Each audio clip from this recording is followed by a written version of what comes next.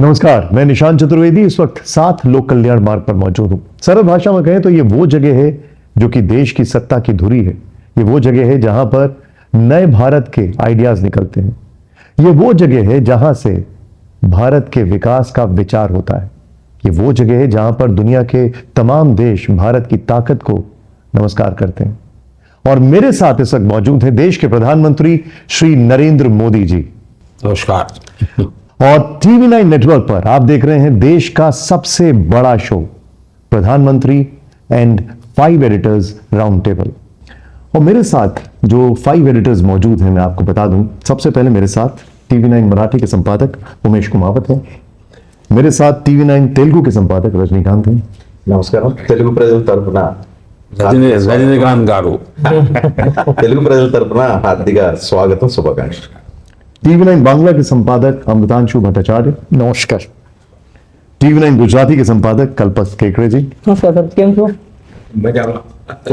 TV 9 Kannada से रंगनाथ भारद्वाज। नमस्ते। बेंडी दोसे के बारे में बोला था दावणಗೆರೆ में जी। वही दावणಗೆರೆ का लड़का है। कर्नाटक जनರಿಂದ ಶುಭಾಶಯಗಳು सर। प्रधानमंत्री जी बहुत बहुत शुक्रिया आपका, आपने टीवी 9 परिवार के लिए समय निकाला, आपके लिए बहुत बहुत आभार। पहला सवाल प्रधानमंत्री जी, इस वक्त देश इसके पहले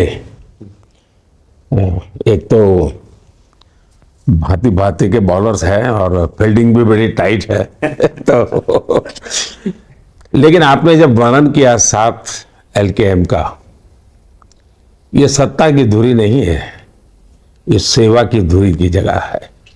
और इसलिए ये जो कल्पना थी किसी समय में, और आकर के मैंने जो नाम बदला, वो पहले 7 रेस कोर्स था, मैंने उसको लोक कल्याण किया, क्योंकि मैं मानता हूँ यहाँ आने वाले हर किसी के मन में भाव रहना चाहिए कि ये लोक कल्याण और लोक सेवा के लिए जगह है, ये सत्ता के लिए नहीं है।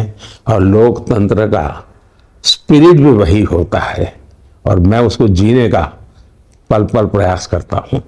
लेकिन आप सबका स्वागत है और आप सब देश के अलग अलग भाग से आए हैं, तो मुझे भी आपके सब दर्शकों के साथ जी भर करके और खुले मन से बात करने का आनंद आएगा। प्रधानमंत्री जी, देश इस वक्त एक बहुत बड़ा पर्व मना रहा है, लोकसभा चुनाव है, आप निरंतर लगे हुए हैं, हर कोई देख रहा है।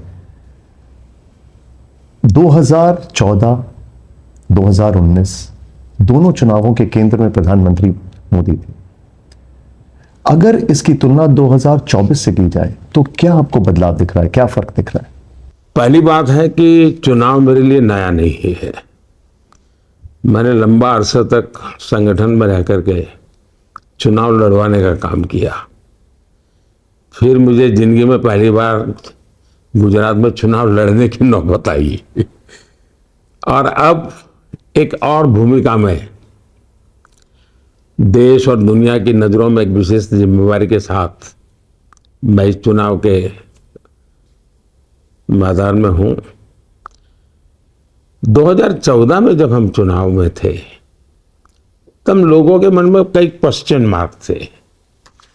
मोदी जी नए हैं, कौन है, गुजराती जानते हैं, लेकिन लोगों के मन में एक उम्मीद थी।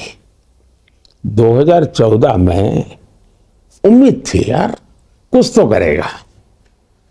जब 2019 के चुनाव में मैं गया तो मैं देख रहा था कि वो उम्मीद जो है वो विश्वास में पलट चुकी थी और वो परिश्रम, परफॉर्मेंस,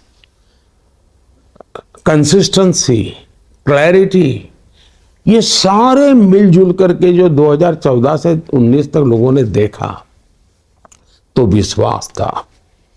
अब मैं समझता हूं कि 2024 जो उम्मीद से शुरू हुआ था, जो विश्वास के दौर में आया था, वो अब गारंटी बन चुका है। 2024 का चुनाव देश को मैं कहता हूं यस, ये मैं करूं क्योंकि मेरा 10 साल का अनुभव है। क्या हो सकता है क्या नहीं हो सकता है मुझे पता है। दूसरा, 2014 में मुझे सेवा करने का एक मेरे लिए एक बहुत बड़ा अवसर था, मैं मानता हूं मैंने, और सेवा भाव के लिए अपने आप को समर्पित कर दिया मैंने। 2019 में मैं जब लोगों के पास गया तो एक रिपोर्ट कार्ड लेके गया था कि देखिए मैं इतना इतना कर पाया हूं, लेकिन उससे लोगों को लगता है यार दिशा तो सही है, अगर इतने समय में कर दिया तो कर लेगा। 2024 में मैं जा रहा हूं तो जो सामान्य मानवी की आवश्यकताएं हैं उसको तो मैंने एड्रेस किया है, लेकिन अब मुझे उनकी अपेक्षाओं को एड्रेस करना है, उनके एस्पिरेशंस को एड्रेस करना है। अब मुझे एक नई ऊंचाई पर ले जाना है। दूसरा, 2014 के चुनाव में हमारे सामने जो गठबंधन था वो सरकार में थे, उनके पास सारे सरकारी साधन थे, वो सत्ता बचाने के लिए भरपूर प्रयास भी कर रहे थे, और मैं तो मुख्यमंत्री था तो भी मुझे बहुत बड़ा उन्होंने टारगेट बना के रखा हुआ था। तो कई कठिनाइयों के बीच में से हम निकलते जनता के आशीर्वाद से और भी आगे जाएंगे, ऐसा मेरा पूरा विश्वास है। प्रधानमंत्री जी, आप रोज 4-5 रैली कार्यक्रम या संबोधन कर रहे हैं, लगातार आप ट्रैवल कर रहे हैं, पता लगा कि आप विमान में भी अपनी फाइलें देखते रहते हैं। एक सवाल मन में आता है कि प्रधानमंत्री जी इस दौरान अपने कार्यालय को उसको कितना मिस करते हैं? पहले तो ये एक मेरे लिए कठिनाई है, ये जो सरकारी व्यवस्था से मुझे चलना पड़ता है, ये हवाई ट्रैक्टर होता है, ये जो हमें जिसमें जाना होता है वो हवाई ट्रैक्टर होता है, तो सारी तो बहुत कठिन होता है। जब मैं मुख्यमंत्री था हम जो ट्रैवलिंग करते थे तो हमारी अपनी सुविधा थी, हम मर्जी पड़े वहाँ लैंड कर सकते थे, मर्जी पड़े ये हम लैंड नहीं कर सकते, उनके एक निश्चित नॉर्म्स है। तो एक प्रकार से मैं देख रहा हूँ कि एक दिन में मैं 6 कार्यक्रम कर सकता हूँ, लेकिन मुझे अभी 3 या 4 ही करने पड़ते हैं एसपीजी के कारण, अदरवाइज मेरी जो। और जब मैं गुजरात में था तो मैं हमारा हेलीकॉप्टर कहीं भी उतर सकता है, छोटी रनवे वाले हमारे जहाज भी उतर जाते थे, इधर ये होता नहीं है, तो मेरा टाइम काफ़ी ट्रैवलिंग में बहुत जा रहा है, तो एक प्रकार से मुझे घाटा हो रहा है। दूसरा, मैं जब गुजरात में 2014 का चुनाव लड़ा तब तो मेरे सामने बहुत बड़ी दिक्कत थी जी। मुझे कैंपेन के लिए देश भर में जाना होता था, गुजरात सरकार चलानी होती थी, बजट का समय था, क्योंकि मुझे मई महीने में नहीं सितंबर में घोषित कर दिया था पीएम कैंडिडेट, तो अक्टूबर नवंबर दिसंबर बजट का समय होता है। तो मैं दिन भर ट्रैवल करता था देश के अलग अलग कोने में, रात को 9-10 बजे पहुंच के स्नान करके मैं बजट की मीटिंग लेता था और मैं गुजरात का बजट बनाता था। अभी भी मैं रूटीन में भी मैं विदेश जाता हूं तब भी यहाँ भी तो मेरे साथ ब्रीफिंग करने वाली टीम होती है, और मेरे आगे के कार्यक्रमों की चर्चा करने वाली टीम होती है, फाइलें होती हैं, कुछ डिस्कशन पॉइंट होते हैं।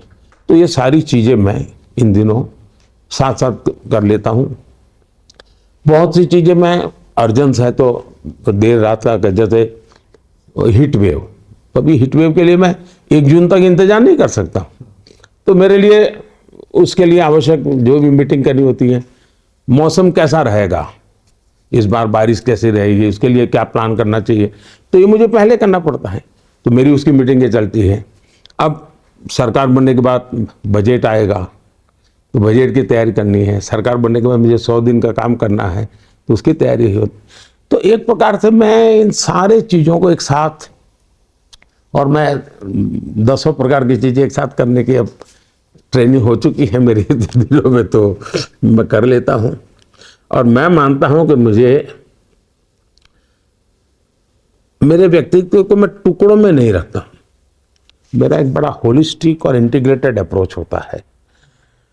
तो मेरा ऐसा नहीं होता है कि भाई ये काम करता हूँ तो वो काम छोड़ दूँ, फिर वो करूँ तो फिर वो छोड़ दूँ। मुझे लगता है कि ये काम भी मेरा पूरा फोकस रहेगा, लेकिन उस काम को भी मुझे समय देना होगा, उस काम को भी मुझे फोकस रहेगा, उस काम को भी समय देना। तो मैं बैलेंस एक्ट करता हूँ, और शायद मुझे लगता है कि ये योगा के ही कमाल है जो मुझे बैलेंस करना सिखाती है। प्रधानमंत्री जी, अब 2 चरण लगभग खत्म हो चुके हैं पूरे, अब तीसरे चरण में चुनाव जा रहा है, लेकिन नीति और मुद्दों से कहीं पे ऐसा लग रहा है कि ये चुनाव भटक रहा है। आप पर व्यक्तिगत हमले होते हैं, जैसे अभी तेलंगाना के मुख्यमंत्री ने आपको कोबरा कह दिया। हमारे यहाँ संजय राउत है, उन्होंने रावण कहा था औरंगजेब का जन्म आपके गांव के पास हुआ है। कई सारे वीडियो आते हैं जिसमें होता है कि टुकड़े टुकड़े कर देंगे, तो आप इन बयानों को कैसे देखते हैं? मुझे चिंता ये है कि डिक्शनरी की सारी गालियां खत्म हो गई, अब ये बेचारे करेंगे क्या? तो अब उनको कोई रिसर्च टीम बनानी पड़ेगी कि भाई मोदी के लिए कोई नई गालियां खोजो, क्योंकि सारी डिक्शनरी उन्होंने एक प्रकार से मुझे गालियां देने के लिए इस्तेमाल कर ली है। और हो सकता है कि Guinness book of world record बन जाएगा कि एक व्यक्ति को सार्वजनिक जीवन में इतनी भद्दी, इतनी ज्यादा, इतनी बार गालियां खानी पड़ रही है। लेकिन देखिए, मैं तो परमात्मा में श्रद्धा रखने वाला व्यक्ति हूं। मैं शिव का भी उपासक हूं, शक्ति का भी उपासक हूं, और शिव ने तो विष पीना सिखाया है। अगर मुझे अमृत की हिफाजत करनी है तो विष पीना है, और तो मेरे जिम में आया है तो मैं करूंगा। हमारे लोग राम को भी नहीं छोड़ा है, कृष्ण को भी नहीं छोड़ा है, मोदी जी को कैसे छोड़ सकता है? प्रधानमंत्री जी, जैसे आपने बोल रहे थे कि अभी 10 साल हो गया है, अभी आप गारंटी दे सकते हैं, तो एक तरफ आपका मोदी का गारंटी है देश के सामने, और दूसरी तरफ हम लोगों ने देखा कि अभी राहुल गांधी भी गारंटी दे रहा है कि अगर मेरा सरकार आ गया तो हम एक झटके में सारे गरीबी देश का खत्म कर देंगे। तो अभी देश किसका गारंटी पर भरोसा करे? देखिए, पहली बात है कि गारंटी शब्द पर मेरा कोई कॉपीराइट नहीं है, तो हर किसी को उपयोग करना पड़ता है। दूसरा, आपने देखा होगा कि जिसको फर्जी माल बेचना होता है वो भी बड़ी प्रोडक्ट का सिमिली ढूंढ करके शब्दों का प्रयोग करता है। तब उनकी मुसीबत ये है कि उनको ये शब्दों का उपयोग करना पड़ता है। लेकिन मान लीजिए, अब गारंटी वो ऐसे ही नहीं निकलती है जी। एक लंबी तपस्या के बाद आपके शब्द गारंटी बन जाते हैं, आपके शब्द की कीमत बढ़ जाती है। मैं गारंटी शब्द उपयोग न करूं तो भी, मुझे याद है मैं गुजरात में था, तो मेरे यहाँ अमरेली डिस्ट्रिक्ट के कुछ लोग आए, तो उसके बाद चुनाव होना था। उन्होंने कहा, साहब बस आप इतना बोल दीजिए, हमारा काम चल जाएगा। मैंने कहा, मैं नहीं बोल सकता भाई। नहीं बोले, साहब आप बोल दीजिए ना। मैंने कहा, भाई ऐसे जिस चीज़ की योजना नहीं बनी है, मैं इसके विषय में। बोले, साहब आपने बोल दिया ना, बोले वो रामबाण है, बस आप बोल दीजिए। मैं उस दिन से बहुत सजग हो गया। मेरे गुजरात के लोगों के मन में मेरे लिए ये भाव बना है कि साहब आपने एक शब्द बोल दिया, इसका मतलब अब मुझे इस पर बहुत जिम्मेवारी से जीना पड़ेगा। और मैं तब से लेकर के बहुत जिम्मेवार हो गया हूं कि मेरा हर शब्द एक जिम्मेवारी है, मेरा हर शब्द मेरी एक गारंटी है। उस रूप में मैं करता हूं। बाकियों ने इन शब्दों की डिवैल्यूएशन कर रहे हैं, मैं उसका कुछ कर नहीं सकता हूं। लेकिन कोई मुझे बता दे साहब, उनके नाना परनाना, आप उनके भाषण सुनिए या लाल किले पर गरीबी की बातें की है। उनकी दादी, उन्होंने गरीबी की बातें की, उनके पिताजी गरीबी की बातें की, उनकी माताजी जब रिमोट सरकार चलाती तब भी गरीबी, और अब कह रहे हैं हम खटाखट गरीबी हटा देंगे, एक झटके में गरीबी हटा देंगे। कौन भरोसा करेगा भाई? उसमें मोदी को कुछ कहने की जरूरत नहीं है, मुझे उनकी आलोचना करने की भी जरूरत नहीं है। लेकिन देश देखता है, देश देखता है। उसी प्रकार से जब मैं कहूं कि भाई मैं आपके लिए मेहनत करूंगा, इस देश का कोई भी व्यक्ति मेरी इस बात पर अविश्वास नहीं करेगा। बाकी कोई भी नेता कहेगा कि मैं मेहनत करूंगा, मुझे बताइए कितना भरोसा करेंगे? जो सिंपल सा भी क्वेश्चन है, मुझे देखा है उसको पूछना, या मोदी कह रहा है करेगा मेहनत, पूछना नहीं पड़ता है।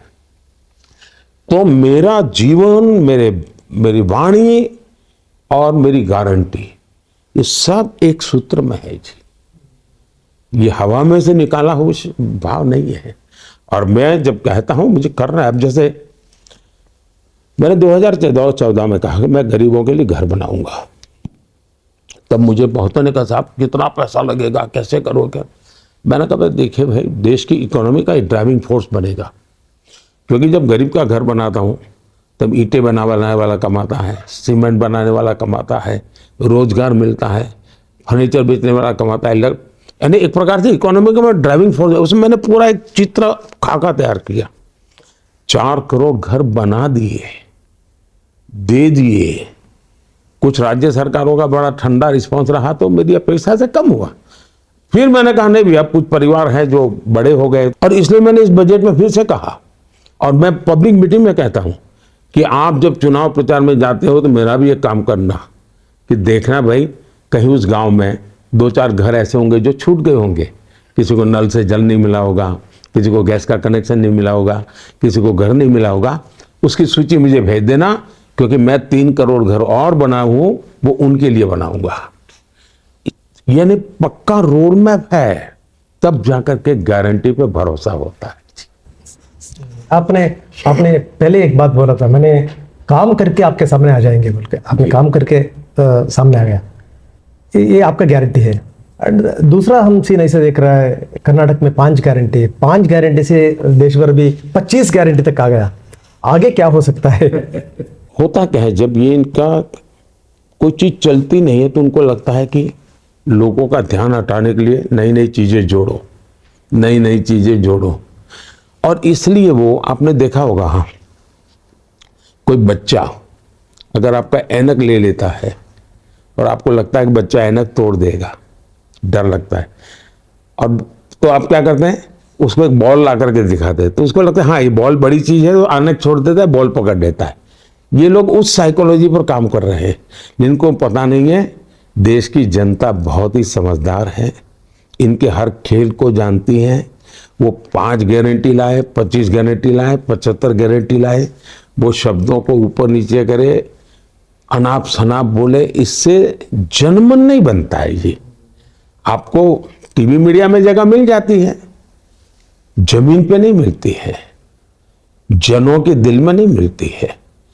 दूसरा, उन्होंने ऐसी ऐसी गारंटियां दी थी, एक जगह पे तो एक चुनाव में उन्होंने तारीख गिन लीजिए, 1, 2, ऐसा बोले 10 दिन में ये हो जाएगा।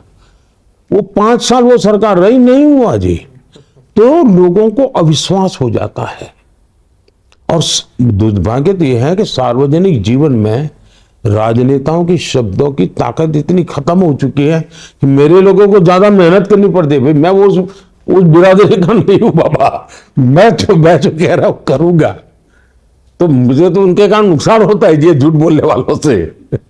आपने इसके साथ साथ उनका नींद उड़ा दिया है। अभी जो दिया है ये सिर्फ ट्रेलर है, पिक्चर अभी बाकी है।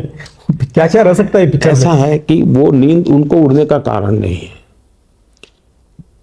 मैं अभी भी मानता हूं कि इतना बड़ा देश 10 साल में मैंने जो किया है उसके कारण मेरा विश्वास बन गया है, लेकिन मेरी जो सोचने का तरीका है, मुझे बहुत कुछ करना है। और मैं देश को बताता हूं, आपको संतोष होगा, आपको मोदी को प्यार करते हैं, आशीर्वाद देते हैं, लेकिन मान लीजिए मोदी सोने वाला नहीं है। मैं इसको और ऊंचाई पे ले जाऊंगा और नई चीजें करूंगा, और मुझे दुनिया में हिंदुस्तान का जय जयकार करना है जी। प्रधानमंत्री जी, एक चीज को लेकर बड़ा भ्रम है, और वो भ्रम ये है कि विपक्ष आरोप लगाता है कि अगर बीजेपी 400 सीट लेकर आई तो संविधान बदल देगी। इस देश में पहले भी 400 सीट लेकर पार्टी आई है, देश में पहले भी संविधान में 100 से ज्यादा संशोधन हो चुके हैं। इन बयानों पर आप क्या कहेंगे? पहली बात यह है कि आज हमारे पास कितनी सीटें हैं? आज भी एनडीए के पास करीब करीब 360 सीटें हैं, और एनडीए के सिवाय जैसे बीजेडी एनडीए में नहीं है, तो उन सबको मिला ले तो आज भी हम करीब करीब 400 सीट के साथ ही बैठे हुए हैं पार्लियामेंट में, पिछले 5 साल से बैठे हुए हैं। अगर ऐसा कोई पाप किसी को करना होता तो उसी समय कर लेता, तो ये तर्क भी नहीं है, सत्य भी नहीं है, लेकिन ये क्यों करते हैं? क्योंकि उनके पास, उनका इतिहास देख लीजिए साहब, जो पार्टी कांग्रेस पार्टी के संविधान में की पवित्रता को नहीं मानती है, वो पार्टी देश के संविधान को कैसे मानेगी? कांग्रेस पार्टी के संविधान की पवित्रता को नष्ट करने का काम इस परिवार ने किया है। उन्होंने संविधान की मर्यादाओं को तोड़ा है। कांग्रेस पार्टी ने ऑफिशियली राष्ट्रपति के उम्मीदवार तय किए थे संजीव रेड्डी जी को, ऑफिशियली कांग्रेस पार्टी ने, और उनकी पीठ में छुरा भोंक करके उनको हरा दिया गया था। ये इनका खेल है। इन्होंने संविधान के साथ हमेशा खिलवाड़ किया। नेहरू जी इतने बड़े लोकतंत्र का चेहरा कहते हैं ना आप लोग, पार्लियामेंट में बैठने के सबसे पहला जो संविधान संशोधन किया वो उन्होंने फ्रीडम ऑफ स्पीच को रिस्ट्रिक्ट करने के लिए किया था। पूरी तरह अनडेमोक्रेटिक नेहरू जी ने किया था। दूसरा, अब उन्होंने कैसे किया? भारत का संविधान, इसमें मैं तीन बातें मोटी मोटी देखता हूं। एक तो बहुत ही अनुभवी लोगों ने बैठ करके, भारत की जड़ों को जानने वाले लोगों ने बैठ करके संविधान को बनाया। उसमें वो सुगंध है भारत के सोच, इसलिए उसको एक सामाजिक दस्तावेज भी कहा जाता है। वो सुगंध है। दूसरा, ये लोग आगे का सोचते थे, तो उसमें एक फ्यूचरिस्टिक देश आगे अच्छा चले इसकी व्यवस्था भी है। और तीसरा, जो शब्दों में नहीं है लेकिन पेंटिंग में है, पहला संविधान बना उसके हर पेज पर एक पेंटिंग है। वो पेंटिंग हमें हजारों साल के साथ जोड़ने वाली एक लिंक है, कड़ी है। हमारी संस्कृति, हमारी परंपरा, हमारा इतिहास, हमारी मान्यताएं, वो सब उन चित्रों में अंकित है।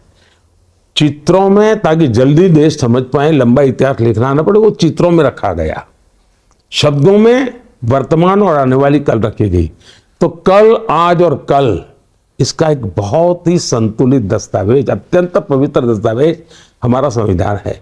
इन्होंने सबसे पहले संविधान की मूल प्रत में जितनी ये जो महान ऐतिहासिक सांस्कृतिक परंपरा वाला भाव था उसको नष्ट कर दिया, नए प्रिंट में उसको निकाल दिया। उसके बाद एक भी संविधान की प्रत उस वाली प्रिंट नहीं हुई। हमने अभी जब नए पार्लियामेंट का उद्घाटन किया तो ओरिजिनल की प्रत प्रिंट करके हमने देश के वासियों को, एमपीओ को दी, क्योंकि उसके मेरे मन में था, जैसे मैंने सेंगोल रखा पार्लियामेंट में, मैंने संविधान की भी ओरिजिनल प्रत की प्रिंट छपवा के दी, क्योंकि उसमें वो मैंने संविधान की तरह। दूसरा, इन्होंने क्या किया, हमारी न्यायालय, संविधान ने जन्म दिया है। शाहबानों का केस है, सुप्रीम कोर्ट ने निर्णय किया था, वोट बैंक के लिए संविधान को समर्पित कर दिया। सुप्रीम कोर्ट, जो कि संविधान की एक बहुत बड़ी इकाई है, उसकी भावना को नष्ट करके उन्होंने संविधान बदल दिया। इलाहाबाद कोर्ट ने जजमेंट दिया था, उनके चुनाव को रद्द किया था न्यायालय का, उन्होंने संविधान को कूड़े कचरे में डाल दिया, इमरजेंसी डाल दी, हिंदुस्तान को जेल में खाने बंद कर दिया।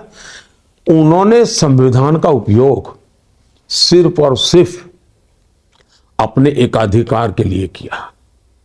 देश की सरकारों को 356 का उपयोग करके 100 बार उसको खत्म किया इन्होंने, और एक प्रधानमंत्री ने अकेले ने 50 बार किया, और इन्हीं के परिवार ने की। तो संविधान को पूरी तरह नष्ट करना, ये उनकी पूरी बात। और दूसरा, अपीजमेंट पॉलिटिक्स के लिए, एक पावर के लिए, दूसरा अपीजमेंट पॉलिटिक्स के लिए। एक है तो सत्ता के लिए संविधान का उपयोग किया, दूसरा वोट बैंक पॉलिटिक्स के लिए किया। मेरे मन में तो सवाल है जी, और मैं तो मीडिया के लोगों को कहता हूं, खोजिए क्या वायनाड में सौदा हुआ है क्या? मेरे मन में क्वेश्चन है, क्या वायनाड में सौदा हुआ है क्या, कि आपको मुसलमानों को रिजर्वेशन में हिस्सा दिया जाएगा, बदले में वायनाड जिताओ। क्या ऐसा सौदा हुआ है क्या? बदले में देश में चुनाव जिताओ, क्या ऐसा सौदा हुआ है क्या? देश जानना चाहता है। और आज खेल क्या चल रहा है? आज खेल ये चल रहा है, SC, ST, OBC के जो संविधान में आरक्षण मिला हुआ है, उस आरक्षण को छीनने का तरीका ढूंढा जा रहा है और वो धर्म के आधार पर आरक्षण देना चाहता है। जब संविधान बना, महीनों तक चर्चा हुई, देश के विद्वानों ने चर्चा की कि धर्म के आधार पर आरक्षण दे सकते हैं क्या, और सबने सहमति बनी कि धर्म के आधार पर आरक्षण नहीं दे सकते हैं। और बाबा साहब आम्बेडकर का तो बड़ा विद्वत्तापूर्ण उसमें बयान है। सबने बहुत सुविचारित मत रहा है देश में कि हमारे देश में धर्म के आधार पर आरक्षण नहीं देना चाहिए। ये धर्म के आधार पर आरक्षण देने पर टूटे। क्यों? Vote bank politics. कर्नाटका ने तो एक नया प्रयोग किया। कर्नाटका ने क्या किया? उन्होंने रातों रात सभी मुस्लिम जातियों को फतवा निकाल कर OBC बना दी। एक सर्कुलर निकाल दिया, थप्पा मार दिया। तो जो 27% OBC का आरक्षण था, उसके सबसे बड़े हिस्सेदार ये बन गए। उनका लूट लिया, डाका डाल दिया। तो इनके लिए संविधान ये एक खेल है। क्या इस देश में 75 साल में भारत का संविधान लागू हुआ था क्या? जो लोग ये कह रहे हैं ना, बेईमानी कर रहे हैं। 60 साल तक इन्होंने राज किया, कश्मीर में भारत का संविधान नहीं लागू होता था।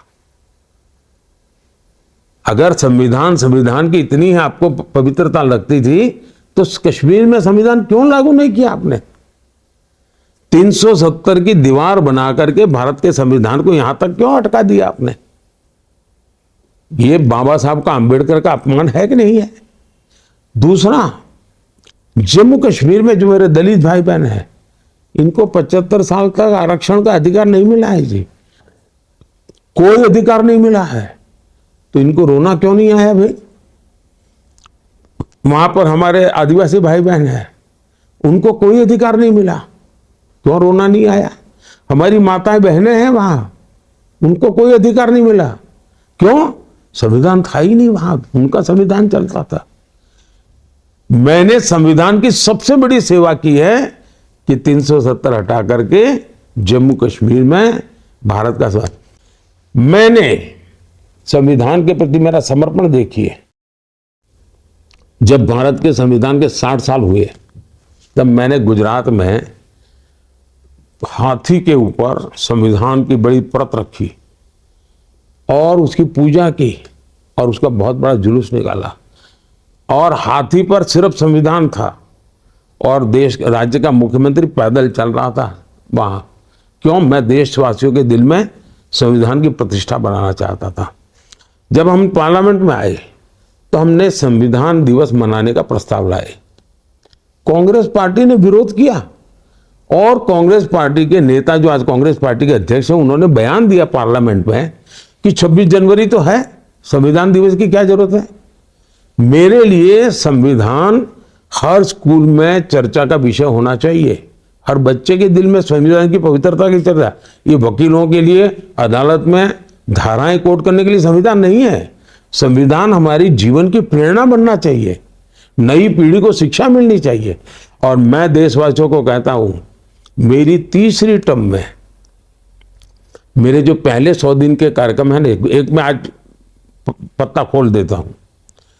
पहले 100 दिन में मेरा एक काम ये रहेगा कि संविधान के 75 साल को साल भर ऐसे मनाऊंगा अब तो, क्योंकि इतना झूठ बोल रहे हैं लोग, ताकि देश संविधान की पवित्रता को समझे, संविधान के महात्मा को समझे। हाँ, मैं संविधान में जितना अधिकार की चर्चा होती है, मैं कर्तव्य की भी उतनी चर्चा करना चाहता हूं, क्योंकि देश में कर्तव्य भाव भी जगाना चाहिए। तो मैं संविधान में अधिकार के साथ साथ कर्तव्य भाव को बल देने वाली बात आने वाले 1 साल देश में जम करके चलाने वाला हूं। एक चूंकि बात निकली राहुल गांधी की, वो कह रहे हैं कि उनका जो न्याय पत्र है वो देश के विकास का विजन है। उनका ये कहना है कि ये घोषणा पत्र ही है जो देश को आगे ले जा सकता है विकास के रास्ते पर। आपको, चूंकि आप एनालाइज कर रहे हैं चीज़ों को, आपको कितना व्यवहारिक लगता है ये घोषणा पत्र? और दूसरा, आपने उनके घोषणा पत्र की तुलना मुस्लिम लीग के घोषणा पत्र से की है और वो कह रहे हैं कि भाई हमने तो मुस्लिम वर्ड का यूज ही नहीं किया। मैंने तुलना नहीं की है, मैंने कोई कंपैरिजन नहीं किया। मैंने सीधा सीधा समझाया है कि मुस्लिम लीग की जो सोच है, मुस्लिम लीग की छाप इनके मैनिफेस्टो में है। और आप हर चीज में देखिए, जो मुस्लिम लीग की सोच रही है, जो भाषा रही है, वही चीजें इनके मैनिफेस्टो में नजर आ रही है। वो कपड़े कोई भी पहना ले, लेकिन हिडन एजेंडा साफ दिखता है। उन्होंने बोला है हमारा घोषणा पत्र देख के मोदी जी बहुत चिंतित है। ऐसा है कि उनको हमेशा ये रहता है कि मोदी डर जाता है, मोदी डरा हुआ है, हम बोलेंगे तो भूकंप आ जाएगा। अब उनको अपने आनंद में जीने दीजिए ना। तो उसमें कुछ विजन जैसी बात लगी आपको घोषणा पत्र? उनको मजा आना चाहिए, आने दीजिए ना। कांग्रेस का जो आर्थिक सर्वे के बारे में बात कर रहे हैं आजकल, सो अभी सिचुएशन देश में जो सिचुएशन के हिसाब से देखा तो ये जरूरत है इकोनॉमिक सर्वे? पहली बात यह है कि उनके व्यवहार से तो लगता ही है, देखिए इन दिनों काफी युवा लीडरशिप उनकी कांग्रेस छोड़ के बाहर निकली है। और उनका एक मुद्दा यह है कि कांग्रेस पार्टी को पूरी तरह माओवादियों ने कब्जा कर लिया है। अब वो हर चीज में इस प्रकार का देश में लाइसेंस राज लाने के मूड में है। और मुझे अब लगता है कि नरसिम्हा राव को उन्होंने इतना अपमानित क्यों किया, नरसिम्हा राव को अपमानित क्यों किया इतना? प्रधानमंत्री तो उन्हीं की पार्टी के थे। उसका एक कारण, नरसिम्हा राव की सरकार ने जो रिफॉर्म किए और जो लाइसेंस राज में से नरसिम्हा राव ने बाहर लाने की कोशिश की, ये इस परिवार को खटका और वो फिर से तलाश में है कि देश को लाइसेंस राज में कैसे लाया जाए। और इसलिए उनके दिमाग पर माओवादियों का कब्जा है और उनकी राजनीति में उनकी आत्मा पूरी तरह वोट बैंक की राजनीति में फंसी पड़ी हुई है, तुष्टीकरण में फंसी पड़ी हुई है। सो यूसीसी के बारे में बहुत चर्चा चल रहा है, उत्तराखंड ने ये पास कर दिया है, एंड दूसरा राज्य का क्या हाल है? क्योंकि इंक्लूडिंग कर्नाटका कुछ राज्य ने अपोज कर रहा है। क्या ये राज्य से ये लागू हो सकता है या केंद्र से? मुझे आश्चर्य हो रहा है कि हमारे देश के मीडिया ने ये सवाल 75 साल के बाद क्यों पूछा। देश आजाद होने के बाद हर प्रधानमंत्री को, हर सरकार को पूछना चाहिए था कि जब संविधान में लिखा गया है, संविधान की भावना है, तो आपने लागू क्यों नहीं किया? ये पूछना चाहिए था। सवाल तो उनको पूछना चाहिए कि भी इतने साल तक रहे, इतना बड़ा देश चलाना है तो कोई एक कानून तो होना चाहिए, नहीं होना चाहिए। सुप्रीम कोर्ट ने 2500 बार गाजे बाजे के साथ कहा है कि सरकार यूसीसी पर कदम उठाए। जवाब उनको पूछना चाहिए। दूसरा, ये यूसीसी के लिए जो सवाल उठाते हैं उनको मैं कहता हूं जरा गोवा की तरफ देखिए। देश आजाद हुआ तब से गोवा में यूसीसी है और गोवा में सबसे बड़ी माइनॉरिटीज है। गोवा में तो कोई समस्या नहीं हो रही है, सुख चैन की जिंदगी जी रहे हैं और गोवा आज बहुत बड़ी तेजी से विकास कर रहा है। तो सभी राज्यों को अब लगने लगा है कि अगर गोवा में सुख शांति सुख चैन की जिंदगी समान नागरिक से है तो राज्य करो। हम तो पहले से कमिटेड हैं, हम तो मैनिफेस्टो में हम कहते आए हैं, हम जब किस प्रकार से इसको आगे बढ़ना है, कैसे बढ़ना, वो व्यवहार परिस्थितियों में हम रास्ता निकालते रहते हैं।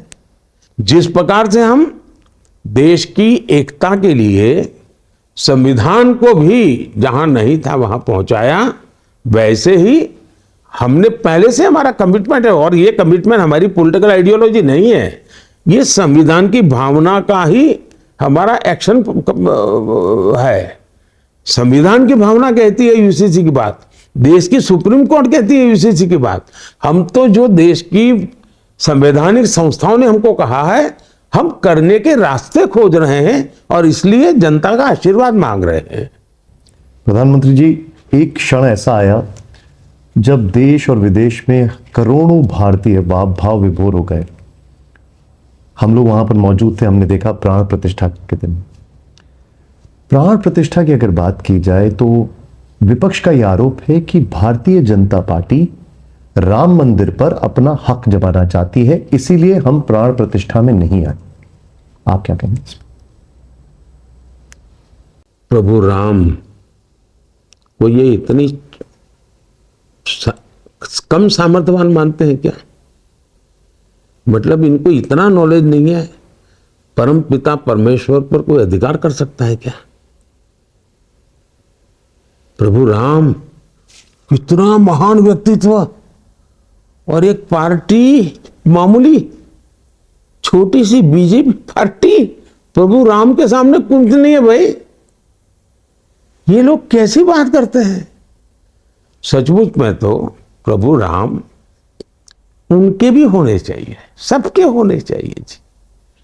इस पर किसी का मालिकी हक नहीं हो सकता है जी। ये सोच ही तो है जो, लेकिन ये वो क्यों बोलते हैं? उनका हिडन एजेंडा जो है ना, उस पर पर्दा लगाने के लिए ऐसी बातें बोल रहे हैं।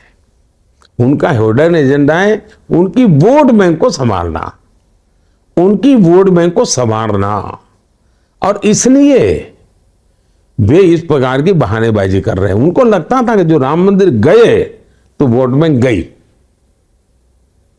वोट बैंक सवाल करेगी। उनको डर यही है। आपने देखा होगा राजीव गांधी ने अपना एक कैंपेन अयोध्या से शुरू किया था, चुनावी कैंपेन, और ये सिग्नल दिया था उन्होंने। लेकिन तब उन्होंने कहा, उनकी वोट बैंक ने कहा कि ये खेल खेलोगे तो तुम में और बीजेपी में फर्क क्या है, तो भाग गए। आपने देखा होगा कई चुनावों में ये लोग मंदिरों में जाते थे, इस चुनाव में नहीं जा रहे। मार किया क्या? ये आपका काम है, मुझे बताना पड़ रहा है, मेरा दुर्भाग्य है। इस बार वो इलेक्शन डिक्लेयर होने के बाद किसी मंदिर में नहीं जा रहे। क्यों? क्योंकि उनको डांट दिया गया था पिछले चुनाव में कि मोदी मंदिर करता है, तुम भी मंदिर करोगे तो हम तुमको और मोदी में फर्क क्या देखेंगे। और इसलिए वोट बैंक को बचाने के लिए मंदिर चला बंद कर दिया है। हो सकता है मेरा इंटरव्यू देखने के बाद शायद ड्रामा कर ले, बात अलग है। तो इनका खेल वोट बैंक के आसपास है। उनको देश की भावना, देश के लोगों के सपने, संकल्प कोई लेना देना नहीं है। प्रधानमंत्री जी, अगर बंगाल की तरफ देखें तो 2019 में बंगाल में अप्रत्याशित आप लोगों को बढ़त प्राप्त हुई थी। उसके बाद विधानसभा में सबसे बड़ा अपोजिशन बन के बीजेपी उठाए है, और आप बार बार बंगाल में आए, इस बार भी आ रहा है, और काफ़ी भारी संख्या में लोग आ भी रहा है आपको देखने के लिए। बंगाल का चुनौती को आप कैसे देख रहे हैं, और यहाँ पर सबसे बड़ा मुद्दा आपको कौन सा नजर रहा है? बहुत ही अच्छा सवाल पूछा है आपने। अगर भारत को विकसित होना है तो देश के कुछ राज्य हैं जो बहुत बड़ी भूमिका अदा कर सकते हैं। देश को आगे ले जाने में सबसे ज्यादा सामर्थ्य अगर कुछ राज्य दे सकते हैं तो उसमें एक बंगाल है। और भारत के इतिहास को देखें तो भारत को सामाजिक रूप से अगर किसी ने शक्ति दी तो बंगाल के वैचारिक क्रांति ने दी। भारत के क्रांति की धारा को आजादी के आंदोलन में किसने ताकत दी? तो बंगाल ने दी है। भारत की वैश्विक प्रतिष्ठा बढ़ी तो बंगाल के कारण से बनी, चाहे टैगोर जी हो, चाहे विवेकानंद जी हो, चाहे जगदीश चंद्र बोस हो। बंगाल का इतना बड़ा योगदान है जिसको दुर्भाग्य से पहले लाल वालों ने और अब टीएमसी वालों ने पिछले 50 साल में इस महान परंपरा को तहस नहस कर दिया है। देश को आगे बढ़ना है तो फिर से बंगाल का पुनर्जागरण जरूरी है, पुनर्जागृति जरूरी है। और मुझे पुनर्जागरण के अंश दिख रहे हैं। दुर्भाग्य से शॉर्ट साइटेड सत्ता भूखे लोग कब्जा करके बैठ गए। एक पॉलिटिकल आइडियोलॉजी ड्रिवन लोग ने बंगाल को बर्बाद कर दिया। अब उन्होंने, बंगाल की जनता ने पूरी तरह नकार दिया। अब उनके बदले में जो आए वो सत्ता, खुद का परिवार, खुद की ऑटोक्रेटिक नेचर, और उसमें एक ही सहारा उनको दिखता है, वोट बैंक पॉलिटिक्स। जिन घुसपैठियों के खिलाफ ममता जी ने पार्लियामेंट में शासक पक्ष में हिस्सा होने के बाद भी कागज उड़ा रहे थे, तूफान खड़ा कर दिया था, सोमनाथ चटर्जी के सामने तूफान खड़ा कर दिया था, वही ममता जी के लिए वो आज बहुत बड़ी सोने की थाली जैसे परोसा गया, वैसे हाथ में लग गया है। अब वो उन्हीं की रक्षा में लगे। उनकी वेलफेयर स्कीम भी सबका साथ सबका विकास वाली नहीं है, सिर्फ वोट बैंक को संभाल करके वो तिजोरी खर्च करेंगे तो वोट बैंक के लिए, बाकी कहते हैं, उनको लगता है वो तो मजबूरी है, आ जाएंगे।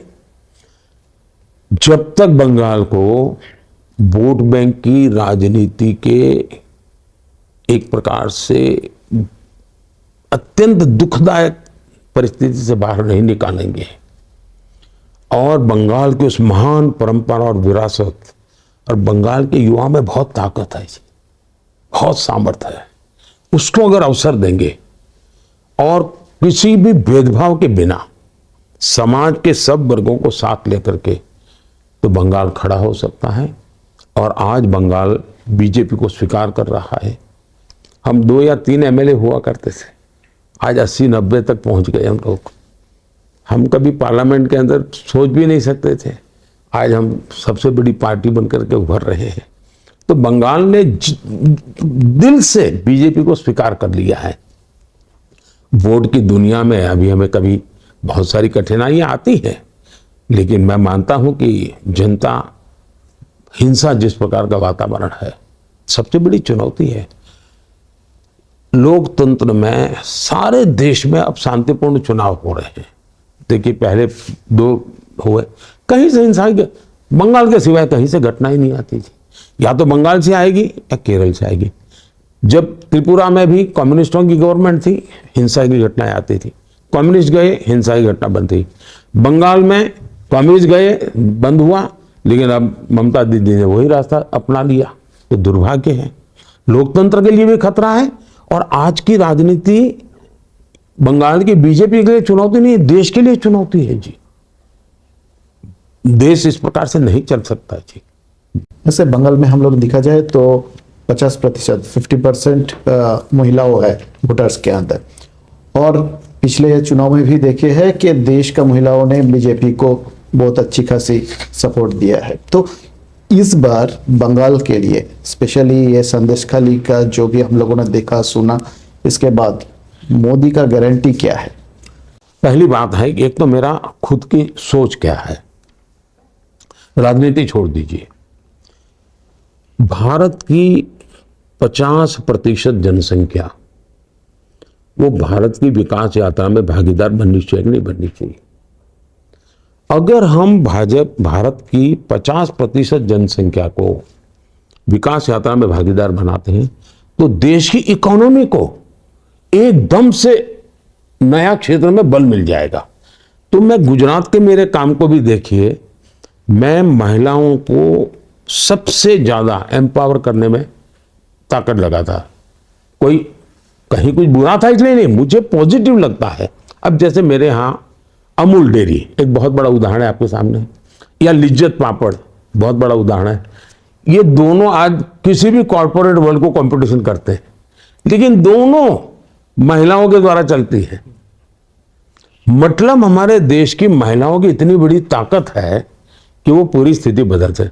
अब मैंने खादी पर बल दिया, आज खादी इतनी तेजी से बढ़ रही है जी, पहले की तुलना में खादी की बिक्री, खादी में रोजगार, खादी का कारोबार 2-2.5 गुना बढ़ गया। लेकिन आप देखेंगे तो खादी में 80% काम करने वाली महिलाएं हैं। हमने विमेन सेल्फ हेल्प ग्रुप बनाए, 10 करोड़ महिलाओं को जोड़ा है।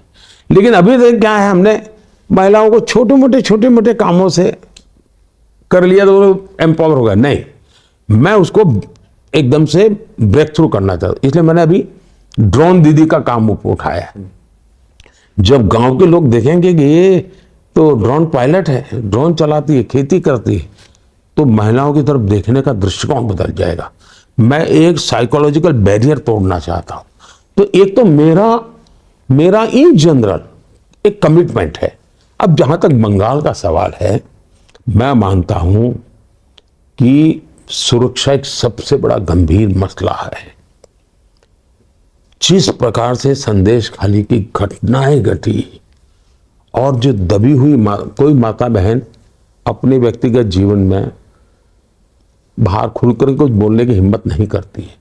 संदेश खाली में जिस प्रकार से मैं उन माताओं को मिलाता था, आंख में से आंसू निकल आते थे, सुनता था तो दर्द होता था। और पॉलिटिकली शेल्टर मिले और उस प्रकार से व्यवस्था हो, तब जाकर के बहुत बड़ी चिंता होती। और सरकार किसी भी हालत में उनकी बात सुनने को तैयार ना हो। हमने एक बहन बिल्कुल झुग्गी झोपड़ी में रहती, रेखा पात्रा जी करके, उनको हमने टिकट दिया है। साहब देखिए कैसे लोग हैं। मैंने रेखा पात्रा जी को टिकट देने के बाद फोन किया कि मैं मिला था पहले उनको, मैंने कहा दीदी आपके पास पैसे नहीं होंगे तो हम एक काम करेंगे,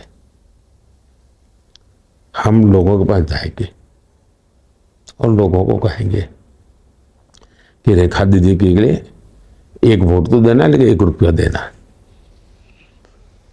तो मुझे रेखा जी कह रही है, नहीं साहब, मैं पैसा नहीं मांगूंगी,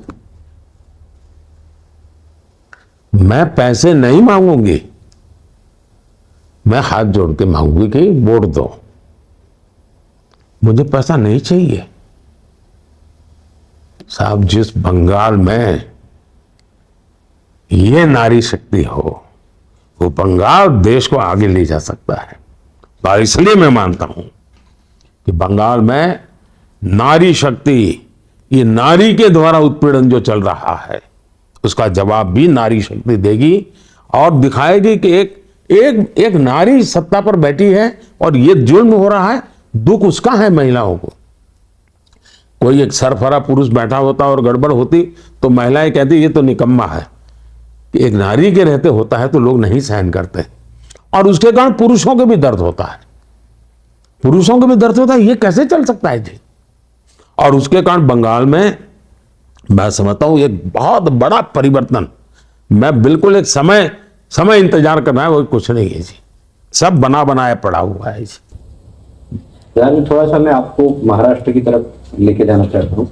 महाराष्ट्र में विपक्ष को लेकर कंफ्यूजन है, क्योंकि शिवसेना वहां फूट चुकी है, एनसीपी फूट चुकी है, कांग्रेस के कुछ नेता इधर उधर जा चुके हैं, लेकिन शरद पवार हो, उद्धव ठाकरे हो, इनके पास एक इमोशनल या आप कहे भावनिक मुद्दा है कि पार्टी टूट चुकी है, घर टूट चुका है। आपको नहीं लगता कि महाराष्ट्र में सबसे बड़ी चुनौती है भारतीय जनता पक्ष के सामने ये कि ये भावनिक मुद्दा जो है या इमोशनल कार्ड जो है? ऐसा है, मैं भी मानता हूं कि इस बार ये इमोशनल जो स्थिति है वो बीजेपी के पक्ष में है, युति के पक्ष में है, क्योंकि बाड़ा साहब ठाकरे की शिवसेना हमारे साथ है, एनसीपी ऑफिशियली हमारे साथ है, और इसलिए लोगों को लगता है कि परिवार की सत्ता भूख के कारण बाड़ा साहब के सपने को क्यों तोड़ा इन लोगों ने। एक परिवार की भलाई के लिए, अपने बेटों को एस्टैब्लिश करने के लिए बाड़ा साहब की इतनी बड़ी विरासत, बाड़ा साहब तो शिव सैनिकों के लिए जीवन खपा दिया था, तो शिव सैनिकों के सम्मान के लिए जो शिवसेना काम कर रही है, जो बाड़ा साहब ठाकरे की शिवसेना है, वो आज हमारे साथ है। और इसलिए महाराष्ट्र का मतदाता भावना से हमारे साथ जुड़ा हुआ है। जहां तक शरद राव का मामला है, ये पॉलिटिकल प्रॉब्लम ही नहीं है जी, वो कितना ही इसको पॉलिटिकल प्रॉब्लम बनाए, महाराष्ट्र की जनता के गले कैसे उतरेगा। ये प्योरली उनका फैमिली प्रॉब्लम है जी, घर का झगड़ा है कि विरासत काम करने वाले भतीजे गए कि विरासत बेटी है तो बेटी को दें, झगड़ा उसका है जी। तो सिंपैथी के बजाय नफरत का वातावरण है कि भाई इस उम्र में परिवार को संभाल नहीं सकते हैं, वो महाराष्ट्र को क्या संभालेंगे। तो सारा इमोशंस हमारे पक्ष में है। और दूसरा, जो कालखंड में सरकार उन्होंने चलाई साहब, सारे काम भारत की पॉलिटिकल पार्टी की मूलभूत विचारधारा जो बाला साहब ठाकरे गए उसके विपरीत की है। औरंगजेब की तारीफ करने वालों के साथ बाला साहब ठाकरे का बेटा बैठे, ये गुस्सा भरा पड़ा है महाराष्ट्र में जी। सावरकर का अपमान करने वालों के साथ कोई बैठे तो लोगों के मन में दिखता है, बाला साहब ने तो हमें ये कहा था, इनके बच्चों में सत्ता लालसा ऐसी आ गई। तो इमोशंस इस तरफ है, गुस्सा उनके सामने है जी। आपने अभी विरासत की बात की। बाला साहब ठाकरे जब थे तब आपके उनके साथ बहुत अच्छे संबंध थे, आप उनका बहुत सम्मान भी करते थे, और मैं तब शिवसेना भी कवर करता था, वो आपके पक्ष में भी खड़े रहते थे। आप अब विरासत की बात कर रहे हैं, तो सवाल ये है कि क्या उद्धव ठाकरे को आप बाला साहब ठाकरे का विरासत का उत्तराधिकारी मानते हैं या नहीं? दो चीजें हैं, वो बायोलॉजिकली तो उनके बेटे है ही है, उसका तो मेरा वो विषय ही नहीं है जी। तो मैं उस प्रकार से, मान लीजिए उनके परिवार में कुछ भी, जब वो बीमार थे तो मैंने तुरंत फोन किया था उनकी, रेगुलरली मैं वहिनी को फोन करके पूछता था कि भाई क्या हुआ। वो ऑपरेशन करने से पहले मुझे फोन किया कि बोले भाई आपका, भाई साहब क्या सुझाव है। मैंने कहा भाई देखिए पहले ऑपरेशन करा लीजिए, आप बाकी चिंता छोड़ दीजिए, शरीर को पहले क्या कीजिए। तो बाला साहब के बेटे के नाते तो मैं उनका मान सम्मान करूंगा ही करूंगा भाई, वो मेरे दुश्मन नहीं है। और कल मुसीबत होगी तो मैं पहला व्यक्ति हूं जो उनकी मदद करूंगा परिवार के नाते। जहां तक बाला साहब ठाकरे के विचार है, मैं उनके लिए जीऊंगा। मैं बाला साहब ठाकरे के विचारों के लिए, उन्होंने और मेरे प्रति उनका अतिशय प्रेम था, अतिशय प्रेम था। तो मैं वो कर्ज भूल नहीं सकता हूं, कर्ज भूल नहीं सकता हूं। और आज जो शिवसेना के साथ हम बैठे, हमारे पास ज्यादा एमएलए हैं, फिर भी शिवसेना का मुख्यमंत्री है, वो मेरी बाला साहब को श्रद्धांजलि है।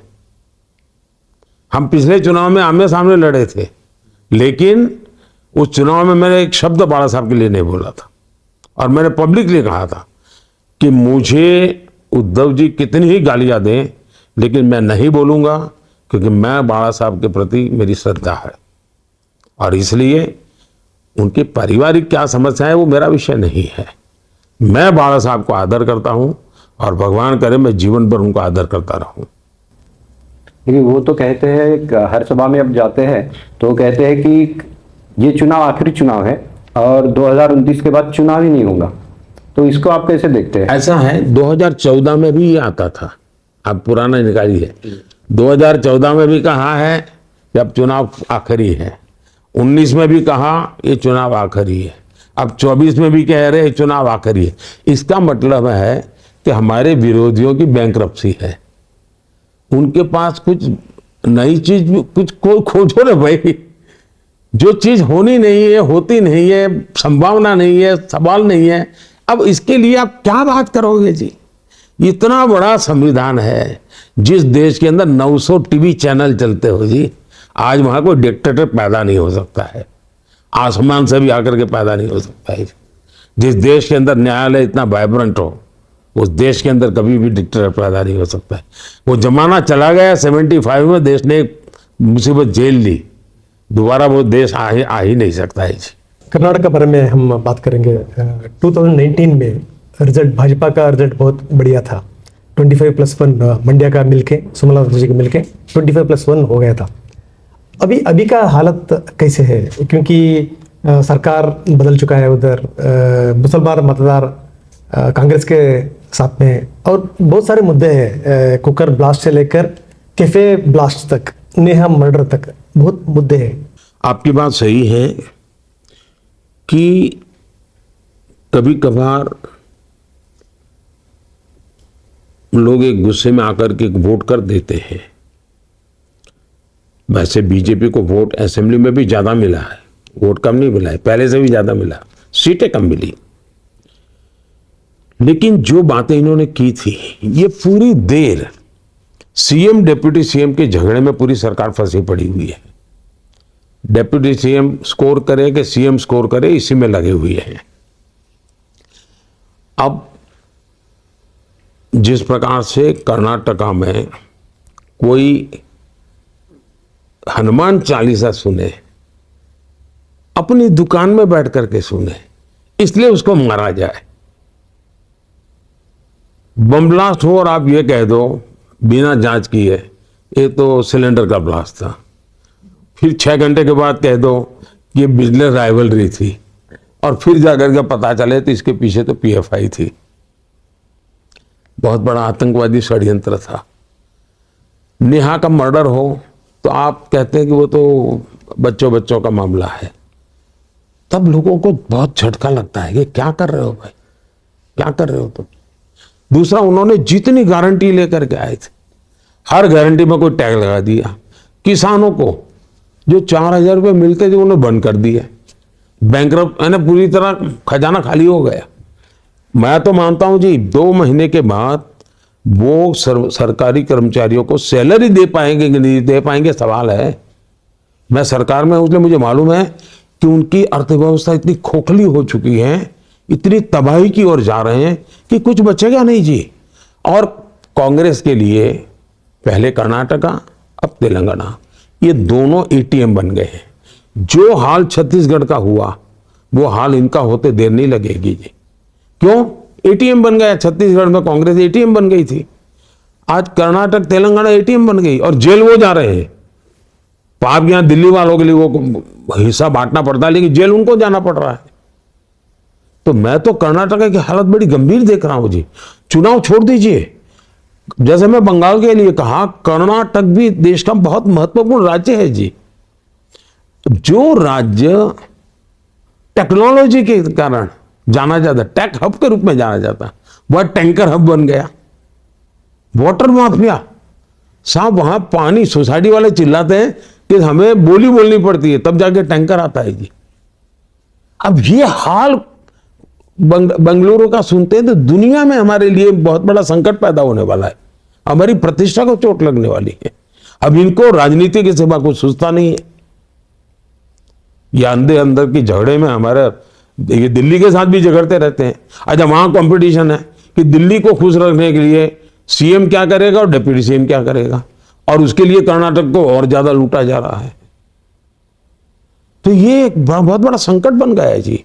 और मैं तो मानता हूं कि ये सीएम बनने के लिए जो म्यूजिकल चेयर का उन्होंने खेल खेला है ना, 2-2, 2.5 साल के बाद, तो पार्लियामेंट यहां भी ला रहे हैं, हर साल एक नया प्राइम मिनिस्टर। तो क्या होगा जी? सो आप तेलंगाना को एटीएम, नया एटीएम बोल रहे हैं। जो तेलंगाना पॉलिटिक्स के हिसाब से देखा तो 5 महीने पहले वहां कांग्रेस गवर्नमेंट आया था, कांग्रेस का और एक लाइफ लाइन आया था तेलंगाना के हिसाब से देखा तो।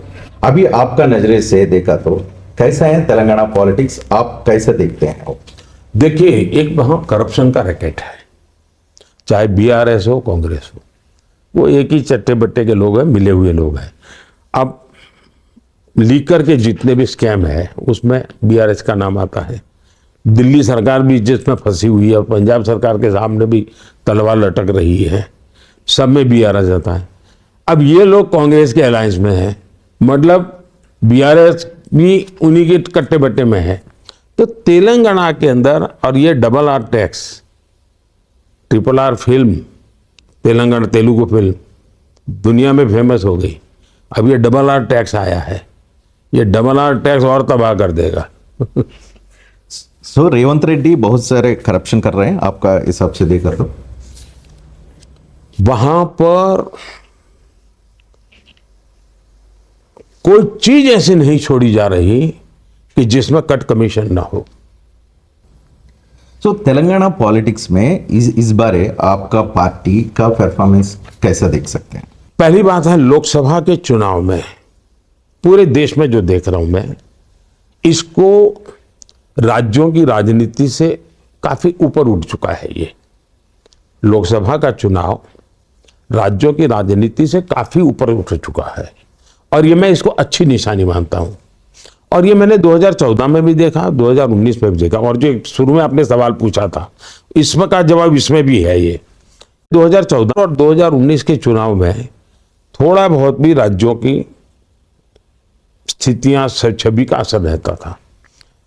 19 में तो काफी कम हो गया था। 24 में तो मैं देख रहा हूं कि देश का जनमन, देश के लिए चुनाव, देश के भविष्य के लिए चुनाव, लोकसभा के लिए चुनाव, प्रधानमंत्री कौन बने इसके लिए चुनाव, इस पर केंद्रित है।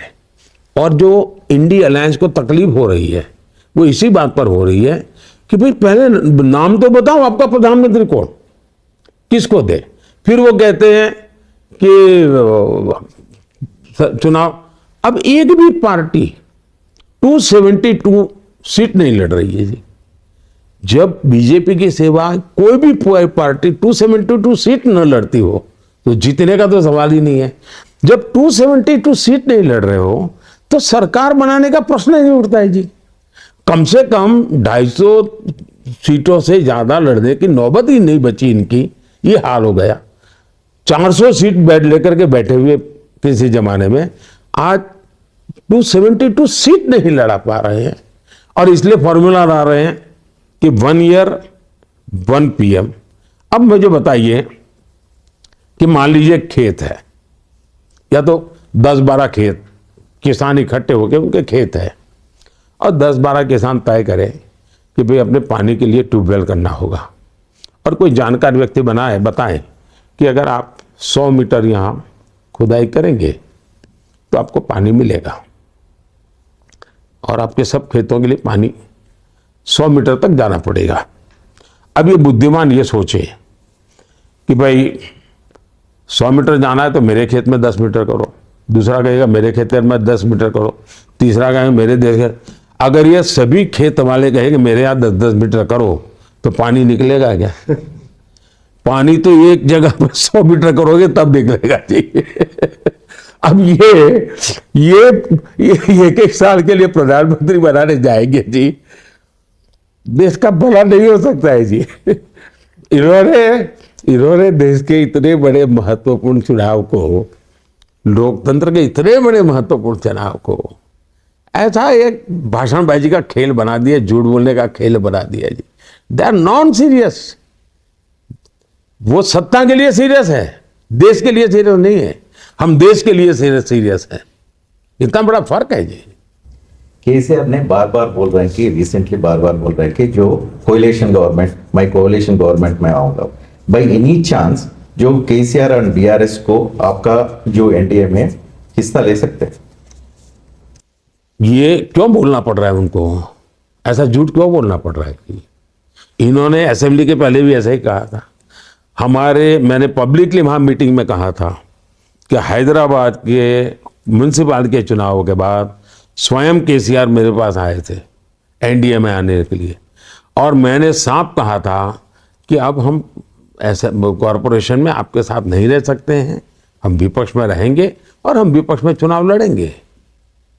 तो उस दिन ही वो समय फिर उन्होंने तय किया कि बीजेपी को नहीं आने देना है। जो जहीराबाद मीटिंग में आपने बोला था बीआरएस एंड कांग्रेस दोनों मिलके चल रहे हैं, दोनों एक ही चट्टे बट्टे के लोग हैं जी। दोनों गाली बीजेपी को दे रहे हैं, आप देख लीजिए। दोनों बीजेपी को गाली दे रहे हैं जो तेलंगाना और एक दूसरे को कवर कर रहे हो लोग। कवर फायरिंग चल रहा है। जो तेलंगाना का सीएम जो रेवंत रेड्डी आपको बड़े भाई मानते हैं, हैदराबाद मीटिंग में आपको बड़े भाई से पुकारा। अभी जो तेलंगाना का जो आपका छोटा भाई, वो उसका गवर्नमेंट का परफॉर्मेंस के बारे में आपका क्या राय? देखिए, पहली बात है, अगर करप्शन में मेडल मिलते तो कांग्रेस को गोल्ड मेडल मिलता तो बीआरएस को सिल्वर मेडल मिलता, लेकिन दोनों को वो रनर अप ही है एक दूसरे के। दूसरी बात है कि उन्होंने अगर मुझे बड़ा भाई कहा तो मैं उनका आभार व्यक्त करता हूं, लेकिन अगर सचमुच में वो ये बड़ा छोटे का भाव है तो मेरे से कुछ सीखे। ईमानदारी से सरकार चलाई जा सकती है, ईमानदारी से देश की सेवा की जा सकती है। मुझे आज 25 साल हो जाएंगे जी। हेड ऑफ द गवर्नमेंट के नाते इस देश में सबसे लंबे समय तक काम करने का मुझे मौका है, सीएम पीएम अकेले सीएम के नाते नहीं, लेकिन सीएम पीएम टोटल मिला दे तो इस देश में सबसे लंबे समय तक मुझे सेवा करने का मौका मिला और एक भी दाग नहीं लगता है। दाग लगाने की कोशिश होना अलग चीज है, नहीं लगता है तो सीखो ना भाई।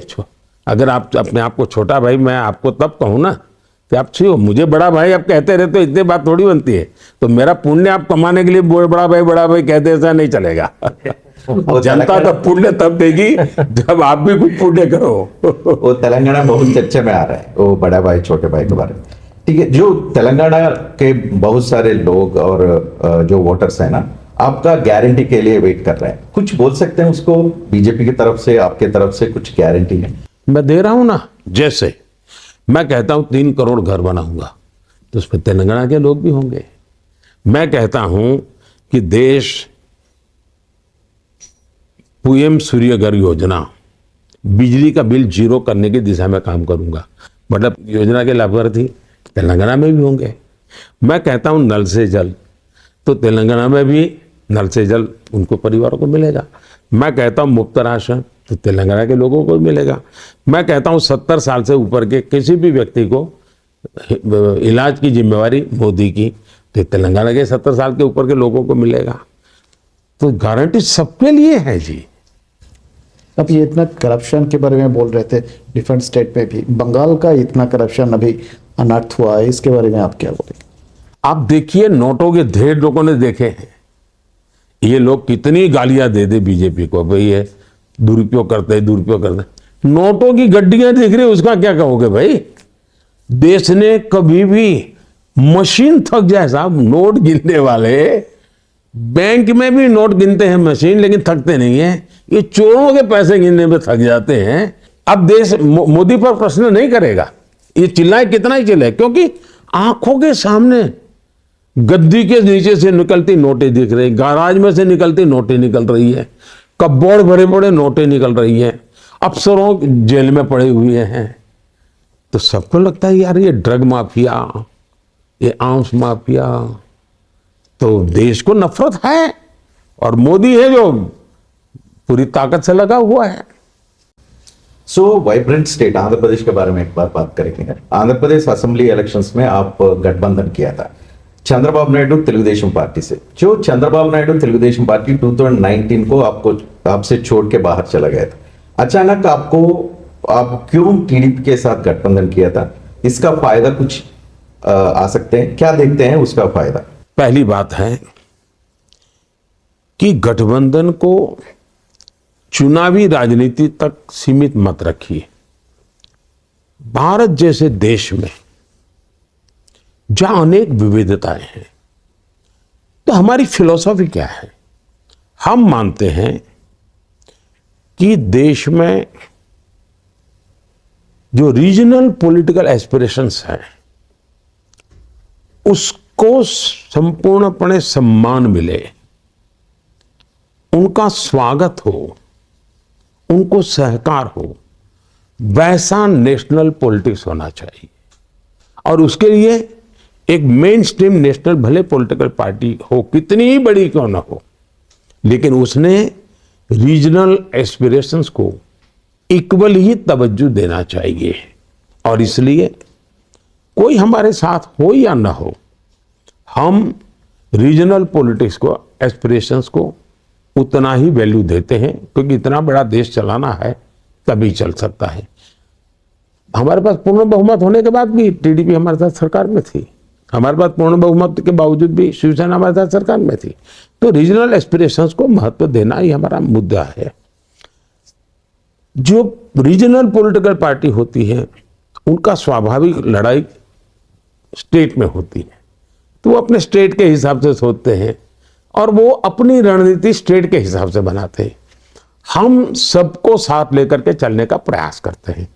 कोई जुड़ करके चलता है, कोई दूर रह करके चलता है, लेकिन हम हर राज्य का भला चाहते हैं। हम कांग्रेस की तरह अहंकार नहीं कर सकते कि हम अकेले चलेंगे। कहीं मध्य प्रदेश या कहीं तो भी मीटिंग की थी उन्होंने, तो उन्होंने ये तय किया था कि हम किसी से बात नहीं करेंगे, किसी से हम अकेले चलेंगे। आज उनकी स्थिति है किसी राज्य में एक एमएलए हो तो इतनी बड़ी पार्टी भी वहां जाकर के समझौता करने के लिए उसके साथ मीटिंग करती है। ये हाल है इनका। सो रीजनल पार्टीज का जो रीजनल स्टेट्स का एस्पिरेशंस आप मान रहे हैं, जो अभी जो गठबंधन हुआ था ना, बीजेपी जनसेना तेलुगुदेशम, ये गठबंधन से फायदा हो सकता है? फायदा हुआ तो क्या फायदा? पहली बात है, राजनीतिक फायदा नफा के लिए हम गठबंधन करना हमारी फिलॉसफी नहीं है। प्रैक्टिकल तौर में जहां जरूरत पड़ी हम करते हैं, लेकिन मूल फिलॉसफी हम सबका मान सम्मान बने। हम रीजनल एस्पिरेशंस के प्रति हमारा एक मूलतः मैं मानता हूं देश ऐसे ही चलेगा और चलना चाहिए। जहां तक इलेक्टोरल का सवाल है, हमने अभी मैं गया था आंध्र में और एक बड़ी रैली की थी, उसमें चंद्रबाबू भी थे, पवन कल्याण भी थे, और मैं मानता हूं कि बहुत सालों के बाद आंध्र में ऐसी अनप्रेसिडेंटेड रैली हुई थी। तो उसी दिन मुझे बिल्कुल साफ फीलिंग आ रहा था कि यहाँ के मतदाताओं के मन में लोकसभा के लिए एक मजबूत सरकार बिल्कुल स्पष्ट है उनके मन में, और परिवर्तन का मूड दिखता है स्टेट में उनका।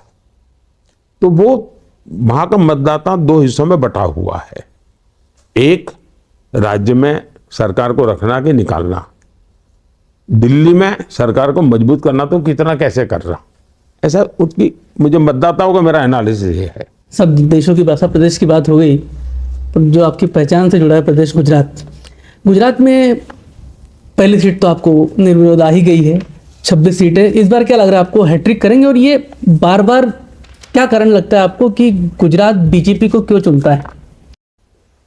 एक तो बीजेपी ने संगठनात्मक दृष्टि से, सामाजिक दृष्टि से और आर्थिक दृष्टि से गुजरात को इन टोटो एड्रेस किया है। समाज के सब वर्गों का लीडरशिप आज बीजेपी के संगठन में है। छोटा सा छोटा, यानी वो विचरती कौम जिसको कहते हैं, उनके लोग भी बीजेपी के संगठन में आपको दिखेंगे।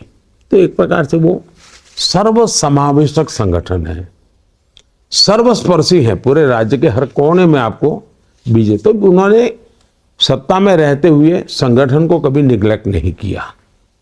दूसरा, डे वन से बीजेपी की सरकार वहां गरीबों के कल्याण पर समर्पित रही है।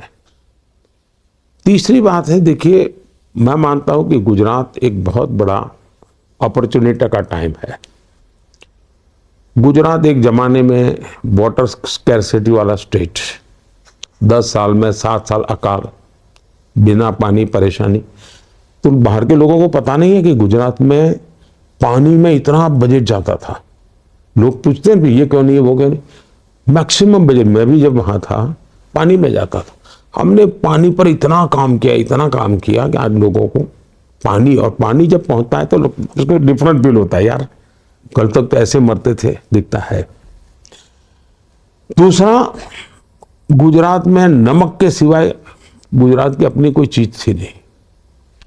टेक्सटाइल इंडस्ट्री खत्म हो चुकी थी, तो नमक के सिवाय हमारे पास कुछ नहीं जो हम बेचे दुनिया को।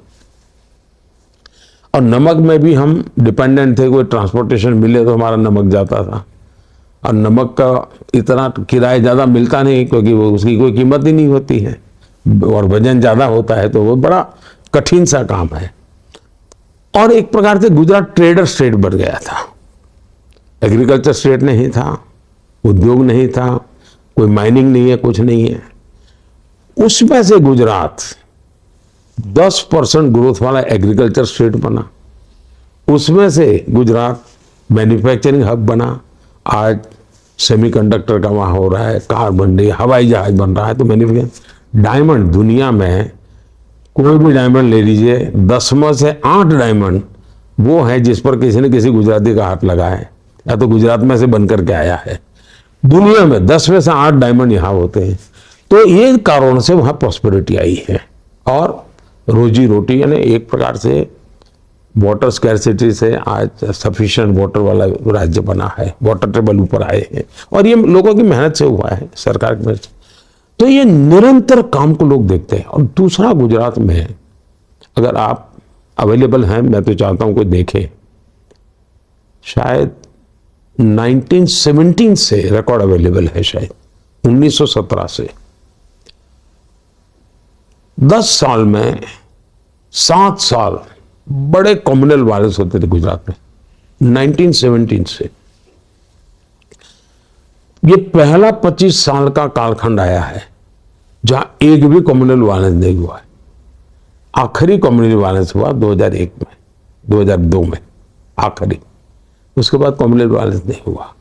तो ये जो शांति और सुरक्षा का वातावरण बना है, उसके कारण हर किसी को लगता है यार गुजरात एक अच्छा डेवलप होने वाला। और जब आप काम करते हैं तो लोग आशीर्वाद भी देते हैं। कोई स्कैम नहीं, इतने लंबे समय के बाद भी कोई स्कैम की चर्चा नहीं है, कोई आरोप नहीं है। तो ये सारी चीज है जिसके कारण गुजरात के चुनाव नहीं जीते हैं, गुजरात का दिल जीता है। और गुजरात का दिल जीता है, उसने एक बहुत बड़ी ताकत दी है जी। सर, ये दिल जीतने के बाद आप चूंकि लगातार गुजरात मॉडल भी आपका फेमस रहा है, अपने विकास के जितने भी प्रयोग आपके गुजरात से, फिर आज भी आप बता रहे थे कि केंद्र में कर रहे हैं, जिम्मेदारी का भाव, प्रेशर का भाव एक कितना आता है, खासतौर पे गुजरात को लेकर जब आप देखते हैं तो? एक तो मैं बहुत ही डिटैच व्यक्ति हूं जी। मैं इवन संगठन के काम में भी जब गुजरात के बाहर था तो मैं गुजरात के कामों में बिल्कुल अपने आप को दूर रखता था। सरकार बनने के बाद भी, प्रधानमंत्री बनने के बाद मैंने किसी मुख्यमंत्री को एक बार भी फोन नहीं किया।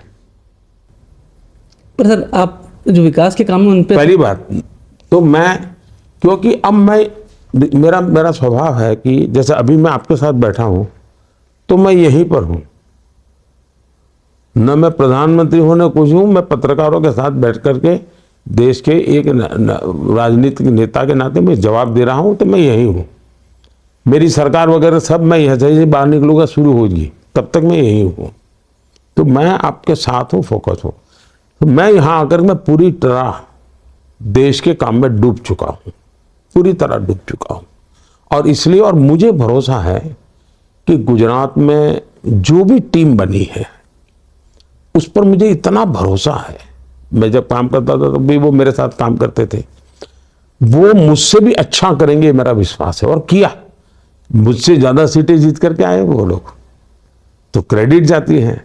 और मैंने तो चुनाव में कहा था कि भूपेंद्र की सफलता के लिए नरेंद्र आज यहाँ आया है। पर एक प्रधानमंत्री के तौर पे और एक राजनेता के तौर पे, क्योंकि आप देश का नेतृत्व कर रहे हैं, आप गुजरात को देखते हैं भूपेंद्र भाई के नेतृत्व में 156 आना, वो अनुभूति अलग रही होगी। देखिए, गुजरात में इतने दिनों जो काम किया हुआ है, स्वाभाविक है जो नेक्स्ट 25 ईयर का कालखंड है वो गुजरात के लिए उत्तम कालखंड है। और गुजरात मुझे लगता है कि मौका जाने नहीं देगा। कोई बड़ा व्यापारी लोग हैं, बड़ा हिसाब किताब देखने वाले लोग हैं, तो गलती करते नहीं है, वो बराबर जांच पड़ताल करके आगे बढ़ते हैं। तो वो समझेंगे कि भाई अब ये गुजरात का समय आया है, और वो उस प्रकार से गुजरात को आगे बढ़ाएंगे, ऐसा मेरा पूरा विश्वास है। सर, गुजरात की एक और बात ये पूछना चाह रहा था, गुजरात में बीजेपी तो आपने बता दिया कि आपके हिसाब से बढ़िया कर रही है, ये कांग्रेस को क्यों इतना वैक्यूम का सामना करना पड़ा? हम देख रहे हैं जितने भी बड़े नेता कांग्रेस के एक जमाने में, आपके दौर में भी जो बड़े बड़े नेता थे कांग्रेस के, वो अब सब कांग्रेस छोड़ के जा रहे हैं। क्या कारण लग रहा है आपको? मैं देखता था जब मैं गुजरात में सीएम था तो हाउस में उनके ऑपोजिशन में भी इतनी दरारें थी जी। बहुत छोटा दल था उनका, लेकिन ढेर सारे गुट बने हुए थे। तो कभी मेरी उनके खुल करके बात भी होती थी, और मैं कहता था, मैंने कहा देखो भाई, मैं चाहूंगा कि अच्छा विपक्ष के रूप में आप लोग परफॉर्म करो। और मैं इतने तक करता था, वो हाउस में सवाल पूछते थे कोई, तो मैं मेरी सरकार को कहता था उनके हर सवाल को हाउस में जो जवाब देना होगा वो तो ठीक बात है, लेकिन उसके बाद मुझे 2 महीने में बताओ भाई, उन्होंने रोड का सवाल कहा तो मुझे वहां रोड बना देना, उसने गड्ढे की बात कही तो मैं गड्ढा भर दूंगा, तो स्थिति आ गई थी कि विपक्ष के पास कोई काम ही नहीं बचा था। तो दूसरा वो मौजी हो गए थे जी, दिल्ली को खुश रखना, उसी में वो लग गए थे। दिल्ली से उनको कोई सूचना आएगी तो करेंगे, ये भी उनका भाव बन गया था। और उसके कारण मुझे लगता था कि वो नहीं कर पा रहे थे जी। तो सर आपकी पार्टी, चूंकि गुजरात का बीजेपी कार्यकर्ता आपसे काफ़ी जुड़ाव महसूस करता है, हर जगह आपका ही चेहरा होता है, अभी एक उनके अंदर ये चिंता भी रही है कि यही मौजी लोग, गुट वाले लोग जो हैं, अब जब बीजेपी ज्वाइन कर रहे हैं तो इनको संभालना अपने आप में एक चुनौती, इनको बदलना एक चुनौती होगी। ऐसा नहीं होता है जी, ऐसा नहीं होता है जी। एक तो जो पारिवारिक पार्टियां होती हैं और एक डेमोक्रेटिक पार्टी होती है, दोनों में बहुत बड़ा अंतर होता है जी। जो फैमिली रन पार्टियां होती हैं, of the family, by the family, for the family, उसमें बाहर के लोगों के लिए कोई स्कोप नहीं होता है। अगर हम समाज में से लोग, अगर किसी का वैज्ञानिक का बैकग्राउंड है, वो बीजेपी में आना चाहे तो हम लेंगे। किसी का सोशल वर्क का बैकग्राउंड है, किसी का राजनीतिक बैकग्राउंड हो सकता है। आखिरकार मैं तो मेरी पार्टी का विस्तार चाहता हूं। मेरी जो सेंट्रल आइडिया है, मेरा जो सेंट्रल कोर एक्टिविटी है, उससे अगर कोई जुड़ता है तो पार्टी को तो विस्तार करना ही चाहिए, पार्टी को विकास करना ही चाहिए। दूसरा, हमारी पार्टी में जो लोग हैं, अगर हम नया विचार, नए प्रभाव को आने नहीं देंगे तो हमारे मन में भी गंध फैल जाएगी जी। तो मैं तो हर बार भीतर भी चुनौती पैदा करता हूं, हर बार चुनौती रहेगी भाई। हम ऐसे एक एसी कमरे में बैठ करके मौत से अब मुला है, चलो 5 साल निकाल दे, नहीं चलेगा जी।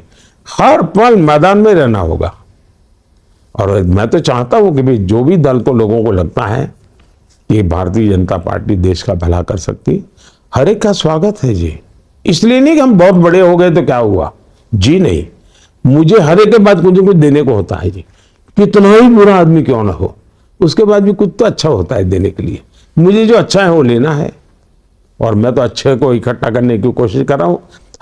पूरा का पूरा अच्छा तो मुझे ढूंढने में हो सकता है मुश्किल हो जाए, लेकिन जो मिले उसमें से जो अच्छा होगा उसको निकालने की मैं कोशिश करूंगा। सर लास्ट में मेरा एक विनती है सर, मैंने कोविड टाइम पे हम एक प्रोग्राम कर रहा था, सहायवाणी, और सहायवाणी में बहुत लोग आते थे मदद पूछ के। एक दिन एक 82 इयर्स ओल्ड एक मैन आया था, उनने खड़ा था, मैंने पूछा बोलिए आपको क्या मदद चाहिए। तब उन्होंने बोला, सर जी मैं मदद पूछने के लिए नहीं आया है, मैंने मदद करने के लिए आया है। अच्छा क्या करना चाहता है? मैं मदद मोदी जी को करना चाहता है। मैंने हैरान हो गया, भाई साहब आप क्या बात कर रहा है? तब उन्होंने उनका पॉकेट से 500 रुपीज़ एंड 10 रुपीज़ निकाला सर, उन्होंने दिया। देखिए भाई साहब, देश बहुत संकट में है, चीन का युद्ध शुरू होने वाला है, हम देश को हम सुदृढ़ करना चाहिए, इसलिए ये मेरा तोहफा है, मोदी जी को आप पहुंचाना है। एंड उन्होंने बोला एक संदेश है, ये पूरा युवा लोग जो है ना वो सुनना चाहिए एंड सब लोग मदद करना चाहिए। एंड हर महीने मैंने 500 रुपीज़ दूंगा, आप पहुंचाना चाहिए मोदी जी को। मैं भी नहीं सोचा था आपके सामने मैं आ जाऊंगा बोल के, आज आया। लेकिन दुर्भाग्य का बात यह है, उन्होंने नेक्स्ट महीने उन्होंने हार्ट अटैक से उनका देहांत हो गया। मैंने उनका पैसा लाया है, ये 500 रुपीज़ एड्रेस वगैरह है क्या? एड्रेस है उनका, एंड ये बहुत बड़ा तोहफा है, 500 रुपीज़ एंड 10 रुपीज़। नहीं, मैं इसको पीएम केयर में डालूंगा। ये बहुत बड़ी बात है जी, बहुत बड़ी बात है। नेता के ऊपर विश्वास है। मैं बताता हूँ, अब एक फौजी घर आया तो उसको जितना पैसा मिला था उसने गांव में सब टॉयलेट बना दिए। मैंने मन की बात में उसका उल्लेख किया था। ये नहीं, देश में साहब गजब है। चलिए मैं उनको मेरा प्रणाम उनकी आत्मा को, क्योंकि ये आशीर्वाद है। प्रधानमंत्री जी, आपने इतने व्यस्त कार्यक्रम में, आज भी आपकी 3-4 कार्यक्रम हैं, रैलीज हैं, रोड शोज हैं, हमारे लिए समय निकाला TV9 नेटवर्क के लिए, आपका बहुत बहुत आभार सर। मैं सबसे पहले तो TV9 के पूरी टीम को मैं बधाई देता हूं। बधाई इसलिए कि मैं जानता हूं कि आपका नेटवर्क बहुत बड़ा है, आपका दर्शक संख्या भी बहुत बड़ी है, ये भी मुझे पता है, आपका डिजिटल प्लेटफॉर्म भी बहुत बड़ा है, यानी आप बहुत, और मैं जब विदेश जाता हूं तो मुझे रेफरेंस कहीं चाहिए तो मैं कभी इमीडिएट कहीं जाना है तो मैं आपके डिजिटल प्लेटफॉर्म पे जाता हूं, तो मैं देखता था कि आपके पास करंट इंफॉर्मेशन रहती है, तो मैं कभी उसका उपयोग करता हूं। लेकिन अभी तक मेरे देश में से किसी कोने से मैलिफाइड इंटेंशन से आपके यहां से कुछ हुआ हो, वैसी एक भी जानकारी मुझे कभी शिकायत नहीं मिली है। मुझे कभी, मेरे और मेरी टीम को, TV9 को कभी फोन करके ये नहीं कहना पड़ा भाई ये देश का नुकसान हो जाएगा, आप क्यों करते हो। मैंने, हाँ, बीजेपी का नुकसान हुआ था, बहुत कुछ किया होगा आपने, और उसमें मेरी कोई शिकायत नहीं है, लेकिन देश का नुकसान हो ऐसा आपने कभी किया हो, ऐसा मैंने कभी, मेरे पास रिपोर्ट नहीं आई। और ऐसा मीडिया देश के लिए बहुत जरूरी है जी, बहुत जरूरी है। तो मैं तो आपकी टीम को और सबको बधाई दूंगा जी, बहुत बधाई दूंगा। धन्यवाद सर।